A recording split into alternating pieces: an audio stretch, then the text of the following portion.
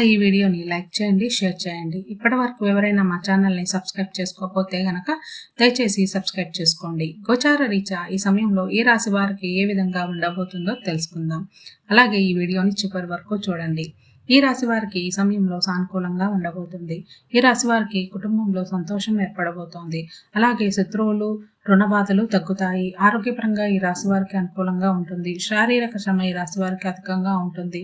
ఈ రాశి వారు ఏ పని మీద అయినా సరే మొదలు పెడితే శ్రద్ధ పెట్టి చేస్తారు. అదేవిధంగా క్రమశిక్షణతో వీరు అనుకున్న పనిని విజయాన్ని సాధిస్తారు.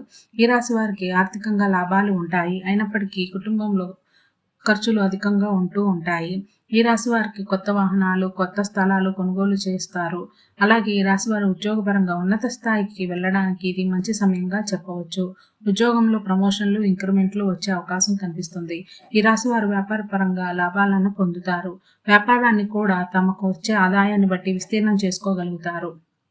ఈ రాశి వారు ఎవరికి ఎట్టి పరిస్థితులను సలహాలను ఇవ్వవద్దు. అలా సలహాలు ఇవ్వడం కారణంగా మీరు ఎదుటి వారికి చునకనయ్యే పరిస్థితులు కనిపిస్తున్నాయి. ఈ రాశి వారికి ఆర్థిక పరంగా జాగ్రత్తలు కూడా వహించాలి.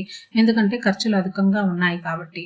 ఈ రాశి విద్యార్థులకు చూసుకుంటే కనుక విద్యార్థులకు అన్ని రకాలుగా అనుకూలంగా ఉండబోతుంది. దూర ప్రాంతాలలో ఉండి చదువుకునే వారికి, విదేశాల్లో ఉండి చదువుకునే వారికి ఈ సమయంలో అంతా అనుకూలంగా ఉండబోతుంది.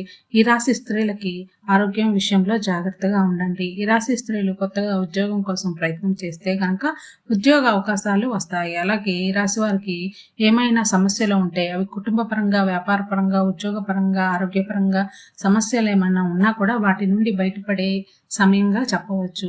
ఈ రాశి వారికి మరింత శుభ ఫలితాలు కలగాలి అనుకుంటే ఇష్టదేవతారాధన చేయండి, కలిసి వస్తుంది.